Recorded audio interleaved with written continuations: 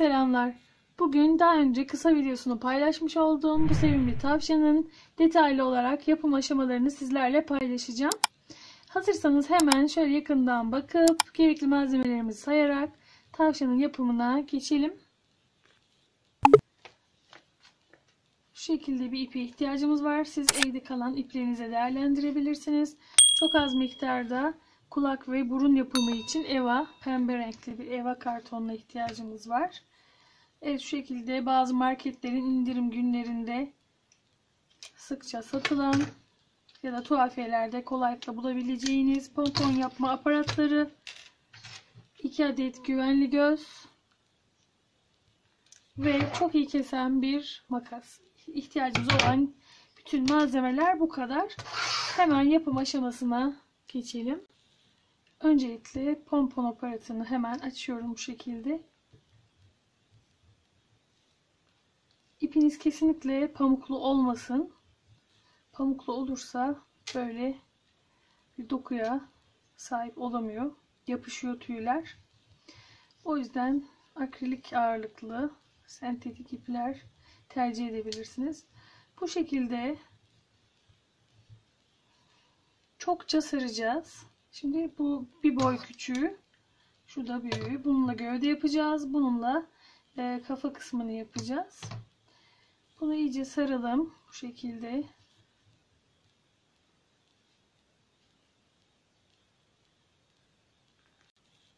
Evet, bu şekilde sardıktan sonra diğer tarafa geçeceğiz.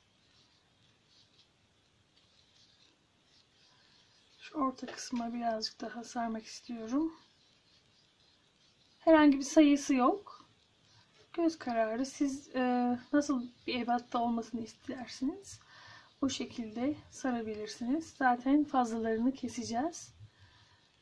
Evet, bu şekilde sardıktan sonra diğer kısma geçiyoruz. Bu arada pompon kullanma aparatını da nasıl kullanıldığını sizlerle paylaşmış oldum.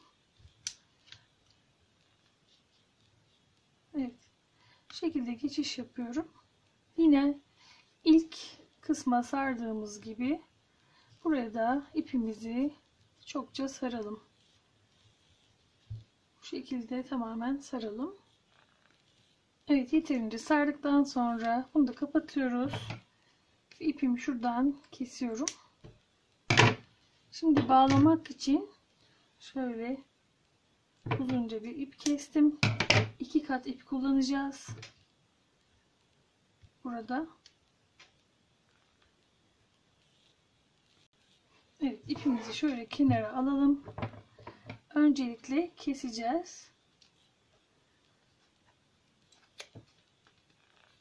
Şöyle orta kısmından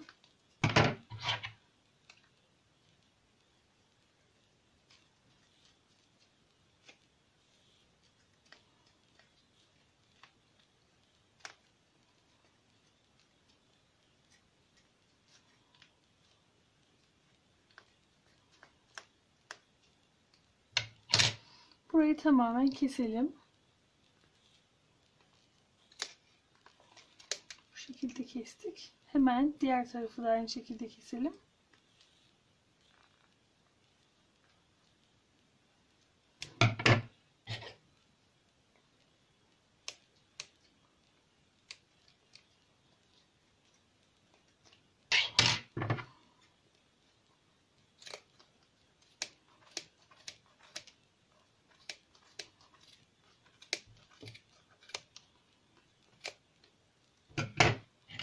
Evet.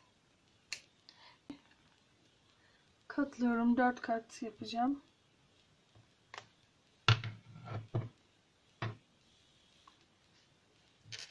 Güzelce gerdirerek bağlıyorum.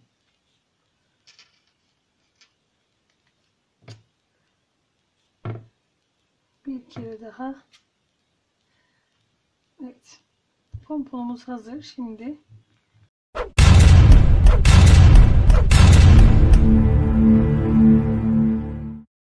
makinesinden pomponu çıkaracağız. Şöyle şurayı da hemen ayırayım. Siz daha farklı bir yöntem kullanabilirsiniz.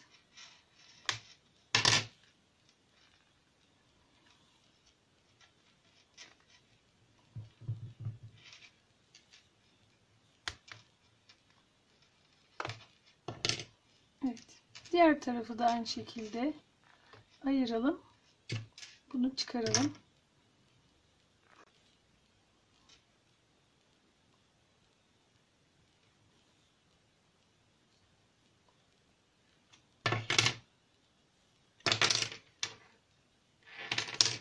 Evet, pomponumuzun bir tanesi hazır. Bu kafa kısmı olacak. Keseceğiz.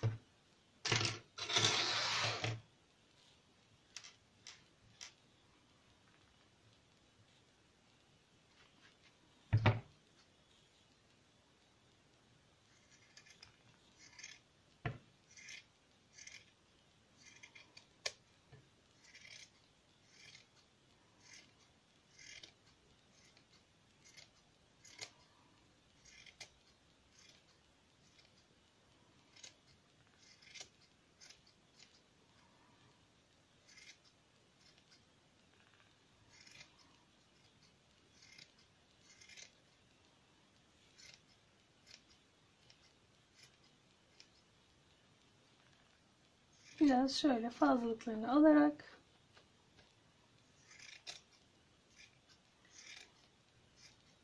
kafa yapımını bir tamamlamış olacağız.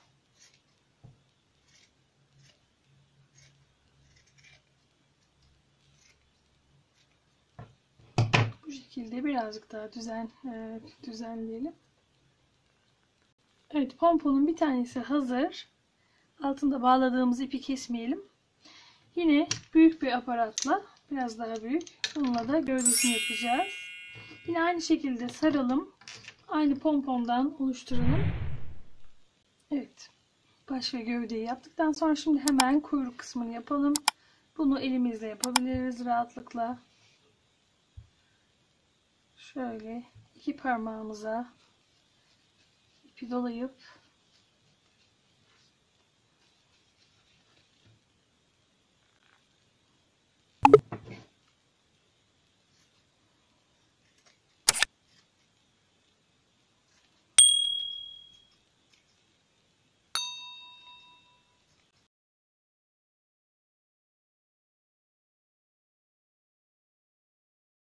evet, pomponla aynı şekilde yaptığımız 4 adet şöyle ayak olarak kullanacağız bunları.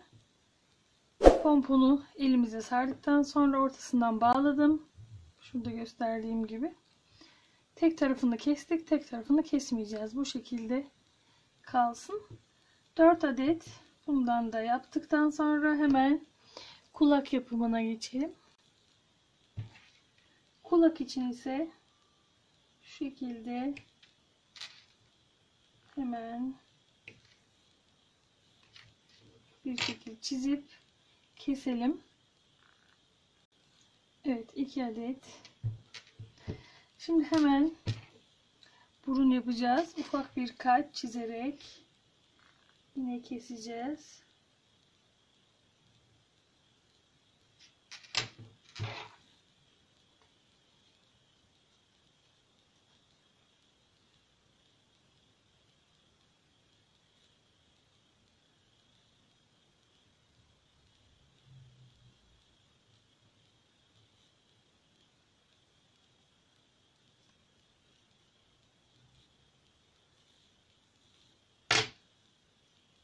Evet, burnu da hazır.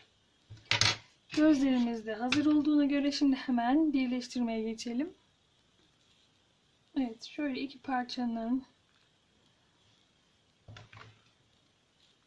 silikon yardımıyla birleşmesini sağlayalım.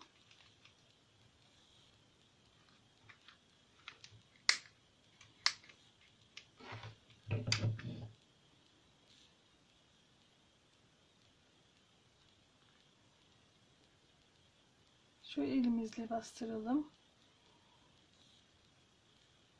Hemen ayaklarını şöyle aşağı kısma yapıştıralım.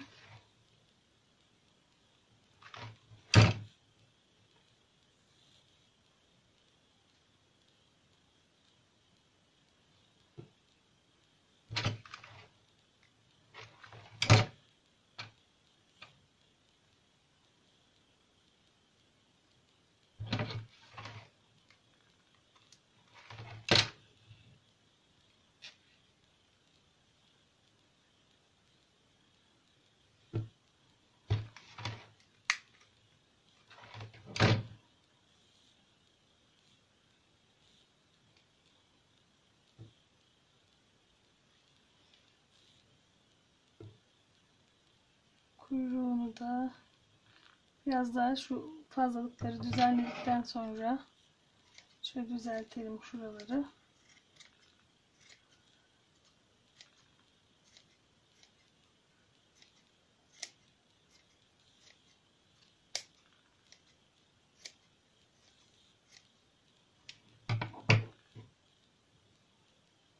Kuyruğunu da şuraya yapıştıralım hemen.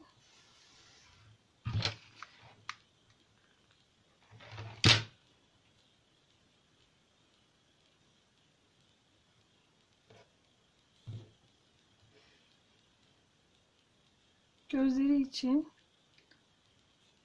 şöyle elimle hafifçe bastırıyorum.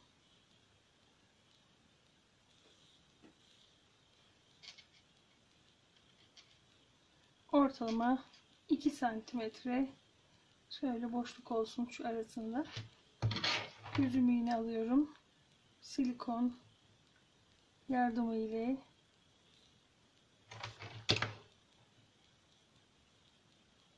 arasına geçiriyorum.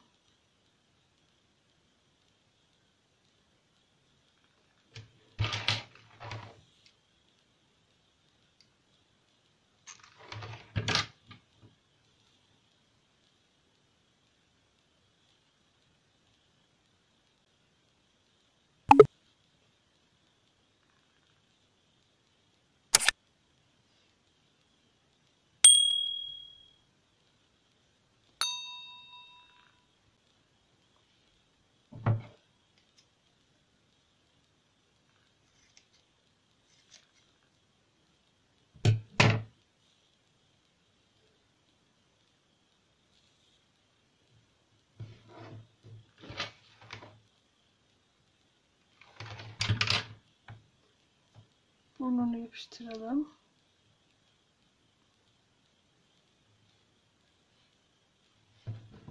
Kulaklar.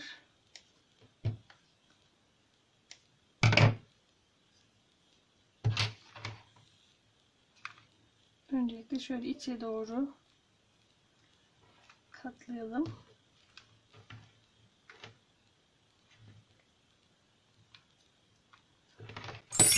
Kuruduktan sonra hemen takacağım. Evet, hemen kulakları da yapıştırarak bu sevimli tavşanımızı tamamlamış olacağız. Umarım beğenmişsinizdir. Beğendiyseniz lütfen beğen butonuna basmayı unutmayın. Kanalıma ücretsiz olarak abone olup takip edebilirsiniz.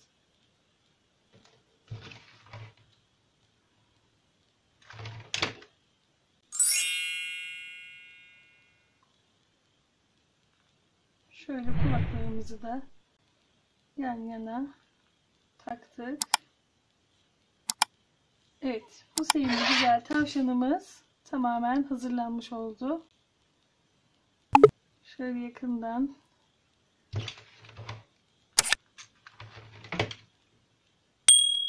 kuyruğunu biraz daha yapıştıralım. Evet, bu yandan görünüşü çok sevimli, çok güzel bir oyuncak.